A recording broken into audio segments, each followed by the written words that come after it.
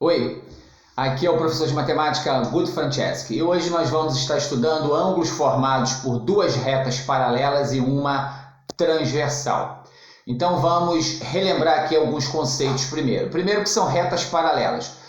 Duas retas são paralelas quando não possuem nenhum ponto em comum. Isso são retas paralelas.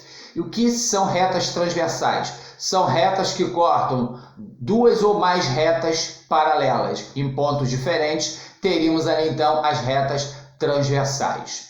Muito bem.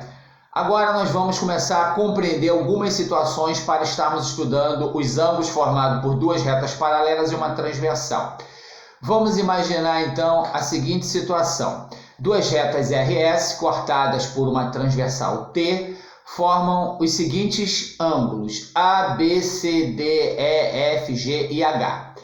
Em dois pontos distintos, um ponto que está na reta R e outro ponto que está na reta S.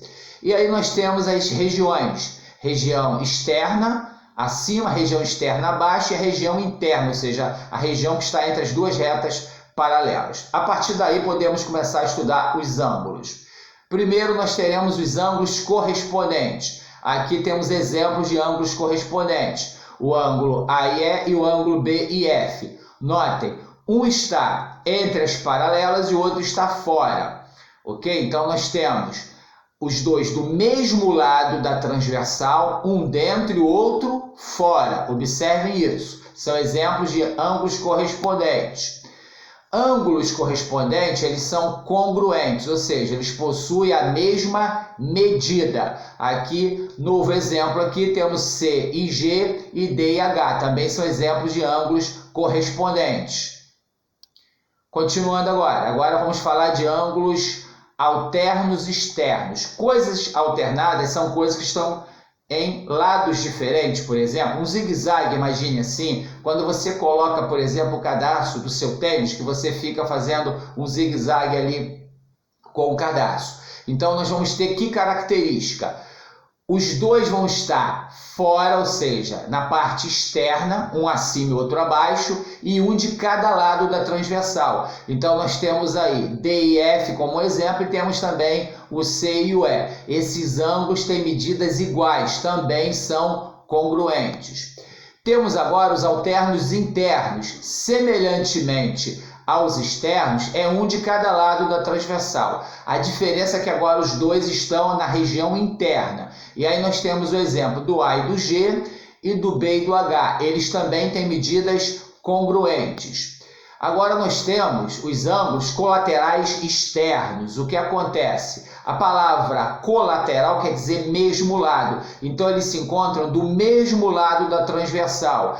E ambos estão nas regiões externas, um acima e outro abaixo. Temos exemplo aí de C e F e de D e E. Observe uma coisa, eles são ângulos suplementares, ou seja, ângulos cuja soma de suas medidas dá 180 graus. Temos também os colaterais internos. Semelhantemente aos colaterais externos, são aqueles que estão do mesmo lado da transversal. Só que dessa vez os dois estão na região interna. Observem como exemplos B e G e A e H. Eles também são ângulos que têm medidas suplementares, ou seja, a soma de suas medidas dá 180 graus. E aí nós temos agora uma sequência de exercícios de fixação para que vocês possam estar fazendo, compreendendo e desenvolvendo bem o conteúdo. Então, recapitulando rapidamente. Ângulos correspondentes são ângulos congruentes, têm medidas iguais. Ângulos alternos, sejam internos ou externos, também são congruentes, têm medidas iguais. E ângulos colaterais, sejam externos ou internos, eles são suplementares. A soma de suas medidas vai dar 180 graus. Um abraço, até a próxima aula.